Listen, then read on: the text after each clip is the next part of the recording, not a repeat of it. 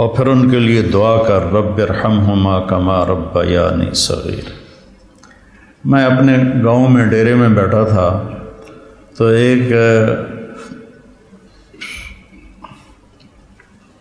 شخص میرے پاس آیا اپنے بیٹے کو لے کر، رحم دین اس کا نام تھا، فوت ہو گیا۔ اس کا بیٹا ایک مدرسے سے فارغ ہو کر آیا تھا، مجھ سے کہتا ہے میاں صاحب، ہمیں وہاں میاں صاحب کہتے ہیں، میاں صاحب اے میرا پتر پڑھیا تو ہے پر کڑیا کوئی نہیں، ایک ان پڑھ آدمی کا تجزیہ، اے میرا پتر پڑھیا تو ہے پر کڑیا کوئی نہیں۔ دودھ جب کاڑا جاتا ہے نا تو وہ ملائی آ جاتی ہے اور وہ ذرا گاڑھا بھی ہو جاتا ہے، مزیدار بھی ہو جاتا ہے۔ تو ہمارے بچپن میں اتنے بڑے بڑے گڑھوں میں سارا دن دودھ کے نیچے اپلے وہ جلتے رہتے تھے اور وہ اتنی بڑی ملائی کی تہ اس پہ آتی تھی اور پیلا زرد ہو جاتا تھا، تو وہ بہت پسند کیا جاتا تھا پینے میں بھی، اس کی ملائی کھانے میں۔ تو جو آدمی ایک اچھے کردار والا بن جاتا تھا تو اسے کہتے تھے میاں کڑے ہویا ہے۔ اب سمجھ گئے یہ مثال؟ اے میرا پتر پڑھے آتا ہے پر کڑیا کوئی نہیں۔ میں کیوں ہے کہ انتا ماں پیو نال گل کرن دا ہی ول نہیں آتا، اسے تو یہ نہیں پتا کہ ماں باپ سے بات کیسے کرنی، اتنی بدتمیزی سے بولتا ہے۔ تو یہ مٹی تے سو پڑھ کے آیا، تو میں تم سے یہ نہیں چاہتا ہوں کہ تم جاؤ تو تمہارے ماں باپ کہیں پڑھیا تا ہے پتر پر کڑیا کوئی نہیں ہوں۔ تم اپنے ماں باپ کے سامنے وخفض، جھک جاؤ، لہما جناح الذل من الرحمہ، محبت سے، جبرن نہیں، محبت سے، اور دل سے یہ دعا کرو رب ارحمہما کما ربیانی صغیر۔ جب سے میرے ماں باپ فوت ہوئے، 88 میں میرے والد فوت ہوئے، میں نے 10 نفل شروع کیے ان کے لیے۔ 2001 میں والدہ فوت ہوئی، اب ان کو بھی 20 سال ہو گئے، 21 سال۔ میں دونوں کے لیے 20 رکعت نفل روزانہ پڑھتا ہوں۔ میں بیمار ہو جاؤں تو الگ بات ہے، سر میں درد ہلکا پھلکا ہو تو میں پڑھتا ہوں، شدید ہو جائے پھر رہ جاتا ہوں۔ تو میں 1000 نفل بھی روزانہ پڑھوں تو میں والدین کا حق ادا نہیں کر سکتا۔ ایک شخص آیا، حضرت عبید اللہ بن عمیر تابعین میں سے ہیں، کہ جی میں نے خراسان سے اپنی ماں کو کندھے پہ بٹھایا اور مکے تک لا کے سارا حج اس کو اپنی کمر پہ بٹھا کے کروایا، میں نے ماں کا حق ادا کر دیا۔ تو انہوں نے کہا ولا طلقۃ واحدہ، ایک طلقہ کا بھی حق ادا نہیں۔ طلقہ کسے کہتے ہیں کہ جب بچہ پیدا ہونے لگتا ہے تو ماں کو دردیں، کوئی لہریں اٹھتی ہیں، وہ ایک لہر آتی ہے، اس کی چیخیں نکال دیتی، پھر وہ لہر تھم جاتی، پھر دوبارہ اٹھتی ہے تو پھر اس کی چیخیں نکلتی ہیں، پھر وہ تھم جاتی۔ ایسے گھنٹوں وہ لہریں چلتی ہیں اور وہ جو ماں ہوتی ہے وہ تڑپ تڑپ کے کہیں جاتی ہے۔ تو وہ جو بے شمار دردوں کی لہریں اٹھتی ہیں، تو انہوں نے فرمایا ابھی ایک درد کی لہر کا حق بھی ادا نہیں ہوا، ولا طلقۃ واحدہ، بھی ایک کا حق بھی ادا نہیں ہوا۔ ایک شخص نے اپنی ماں کو حج کرایا پیدل، اور طواف میں تھا تو عبداللہ بن عمر نظر آ گئے، تو طواف سے فارغ ہو کر کہنے لگا جی میں نے ماں کو پیدل حج کرایا ہے، وہ کافی لمبا سفر ہے اور اس وقت پہاڑ تھے، نہ سرنگیں تھیں نہ راستے تھے، پہاڑ تھے۔ تو میں نے ماں کا حق ادا کیا، تو ان کا ولا ظفرۃ واحدہ، کہ تیری ماں تجھے اٹھاتے ہوئے تھک تھک کے جو لمبے سانس لیتی تھی، یہ ظفرہ ہے، کبھی ایک سانس کا بھی حق ادا نہیں۔ حضرت عمر کے پاس ایک شخص آیا، جی جیسے میری ماں نے میرے کپڑے دھوئے میں دھوتا ہوں، میرے پخانے دھوئے پخانے دھوتا ہوں، پیشاب دھوئے پیشاب دھوتا ہوں، مجھے کھانے کھلائے میں کھانے کھلاتا ہوں، میں نے ماں کا حق ادا کر دیا۔ تو حضرت عمر نے کہا نہیں۔ کہا کیوں؟ کہ وہ جب تجھے پالتی تھی نا، تیرے پیشاب پخانے دھوتی تھی، تیری زندگی کے لیے دعا کرتی تھی، اور تو جب اس کے لیے یہ مشقت اٹھاتا ہے تو کہتا ہے یا اللہ جلدی بولا، اللہ تھک گیا، تو نے ماں کا حق ادا نہیں کیا۔ تو کہنا میرے نبی نے تمنا کی، میری ماں مجھے پکارتی تو میں نماز کے اندر کہتا لبیک۔ تو بچوں، آپ ابھی بچے آپ کے ماشاءاللہ والدین زندہ ہوں گے انشاءاللہ، اللہ خیر کرے، کسی کا فوت بھی ہو جاتا ہے تو اللہ کی تقدیر ہے۔ تو یہ میرے رب کا ایک اس کو اتنا دہرایا اللہ نے، پورے قرآن میں دہرایا ہے، پورے قرآن میں دہرایا کہ اپنے ماں باپ کے ساتھ وہ جو وصایا ثلاث ہیں، اللہ تشرکوا باللہ شیئا وبالوالدین احسانا، وہاں بھی سورہ انعام میں 3 وصیتیں قرآن میں آتی ہیں۔ تو پہلا ہے شرک نہ کرو، اور پھر بالوالدین احسان، والدین کے ساتھ احسان کرو۔ احسان ہوتا ہے کسی کام کو سب سے اعلیٰ درجے پر کرنا، اس کا نام احسان ہے۔ هل جزاء الاحسان الا الاحسان، تو اللہ پر کوئی احسان تو نہیں چڑھایا ہم نے۔ هل جزاء الاحسان کہ تم نے میری اطاعت کو بہت اعلیٰ درجے پہ پورا کیا، تو اب میری طرف سے تمہارے اوپر بھی بہت اعلیٰ درجے کا صلہ آئے گا، اور وہ جنت ہے۔ ابن القیم نے روایت نقل کی کہ ایک آدمی ایسے بیٹھا ہوگا تو ایک منظر، صرف ایک منظر کو دیکھنے میں اسے سالہ سال گزر جائیں۔ 70 سال کا مطلب ہوتا ہے بہت زیادہ، وَإِن تَسْتَغْفِرْ لَهُمْ 70 مَرَّةً، پتہ نہیں کتنے سال وہ ایسے بیٹھا اس میں گم مزہ لیتا رہے گا، مزہ لیتا رہے گا، مزہ لیتا رہے گا۔ یہ تو تھوڑی دیر کے بعد ہماری طبیعت بھر جاتی ہے، بس یار بس۔ پہلی دفعہ میں گیا کینیڈا تو میں نے خود کہا نیاگرا فال جانا ہے، دنیا کی سب سے بڑی جو آبشار ہے وہ نیاگرا ہے، عجب اللہ کی قدرت ہے، دیکھ کے حیرانی ہوتی۔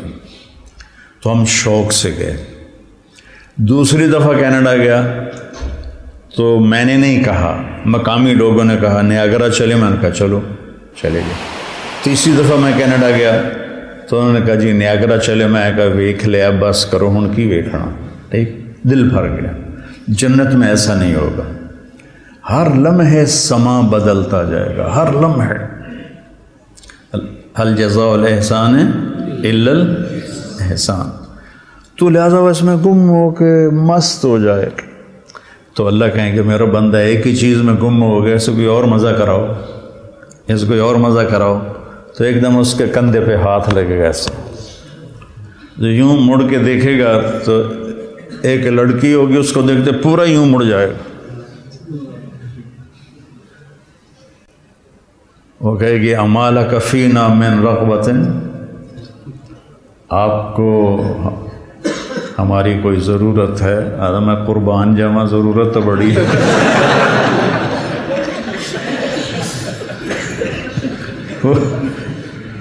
وہ کہے گا تو ہے کون، تو میری جنت میں سے نہیں ہے۔ تو وہ کہے گی انا من اللواتی قال اللہ تعالی ولدینا مزید، میں ان میں سے ہوں جن کے بارے میں تیرے رب نے کہا ہے صرف ایک دفعہ دینے کے بعد بس نہیں کروں گا، ولدینا مزید، دیتا ہی جاؤں گا، دیتا ہی جاؤں گا، دیتا ہی جاؤں گا۔ هل جزاء الاحسان الا الاحسان، تو وبالوالدین احسان کہا ہے، خدمت نہیں کہا، اچھا سلوک نہیں کہا، سب سے اعلیٰ درجے کا جو سلوک تم کر سکتے ہو کرو۔ میرے والد تبلیغ کے مجھے گھر سے نکالا تو قائل کیسے ہوئے؟ جب میں رائمنڈ سے آتا تو ان کو جسمانی خدمت کرتا تھا، حالانکہ نوکر ہوتے تھے، دبانے والے، تیل لگانے والے، سارے کام کرنے والے، لیکن جب وہ رات کو لیٹتے تو میں نوکروں کو بھگا دیتا اور میں اکیلا ان کو دباتا تھا، اوپر ان کے سر میں تیل لگاتا تھا۔ اس خدمت نے ان کے دل کو رام کر دیا، کیونکہ پہلے میں ذرا گستاخ تھا، بدتمیز تھا۔ تو گھر میں جو دعوت ہے وہ اخلاق سے چلتی ہے، وہ یہ نہیں کہ آپ بیوی کو بٹھا کے دعوت دینا شروع کر دو گے، بیگم دنیا فانی ہے،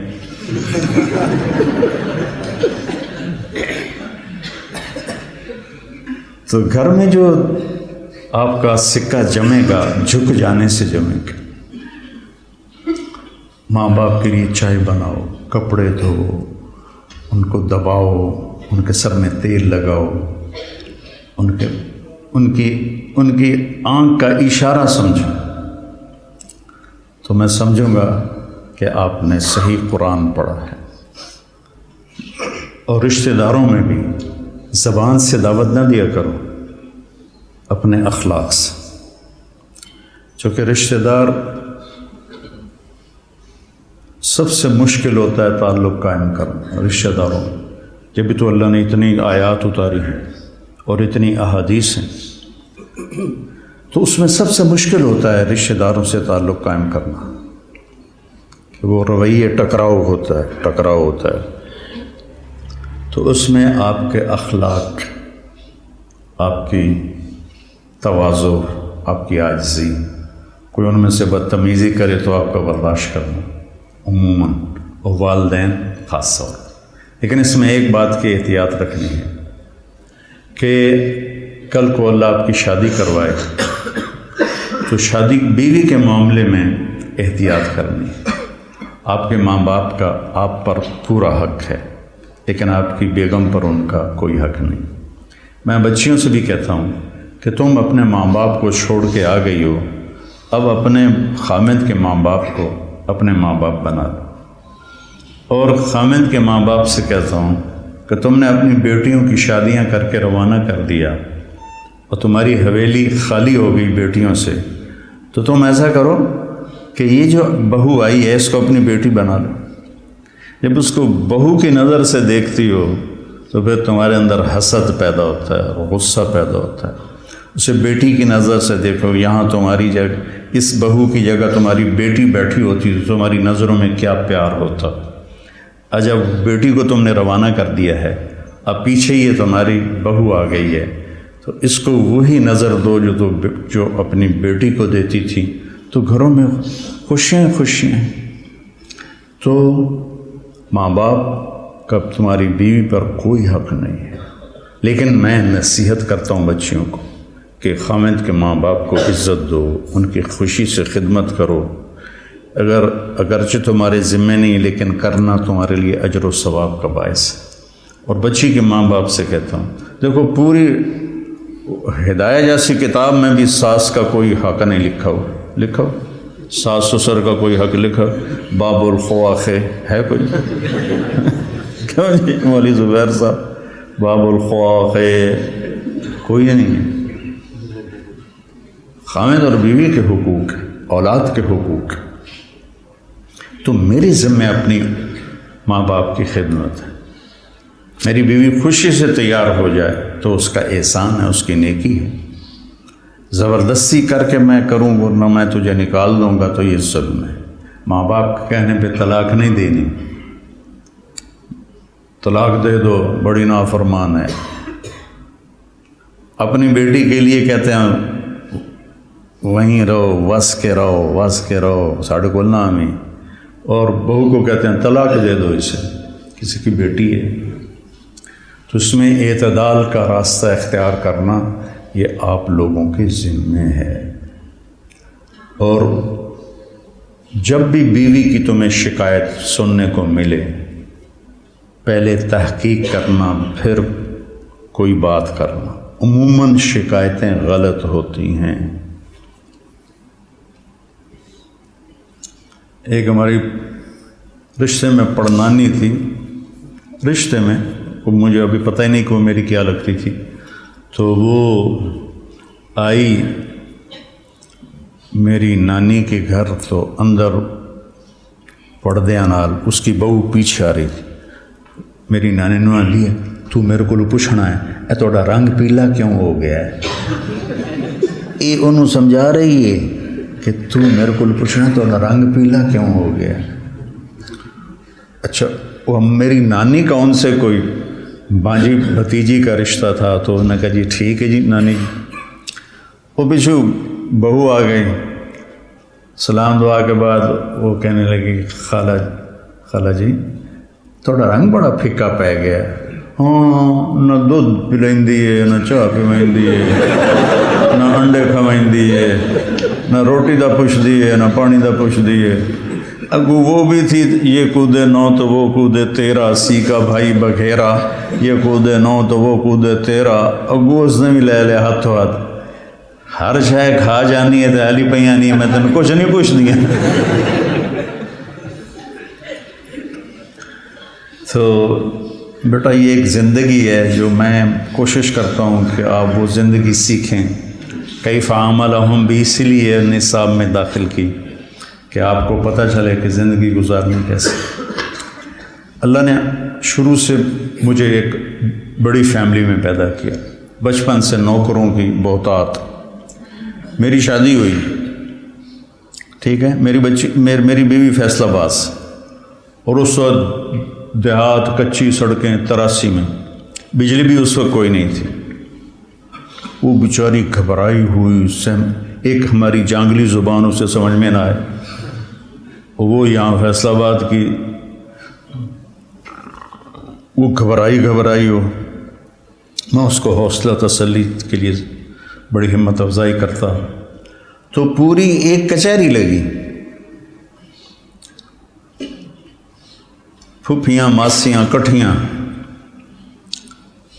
اچھا، میری ماں کو میرے والد چولہے پہ نہیں بیٹھنے دیتے تھے،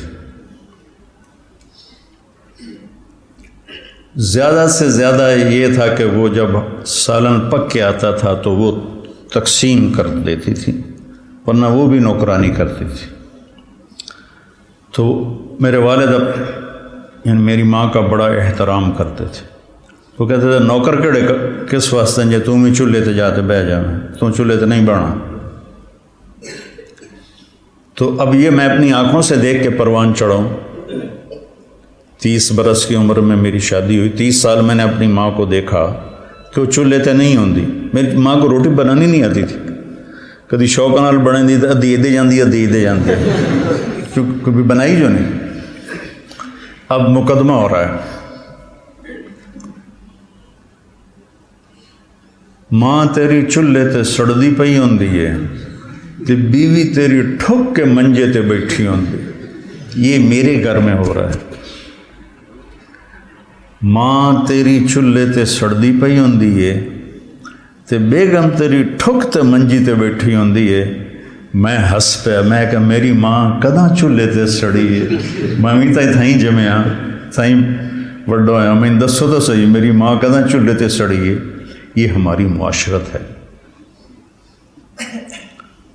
تو اس سے آپ لوگوں نے پرہیز کرنا ہے، عدل کرنا ہے۔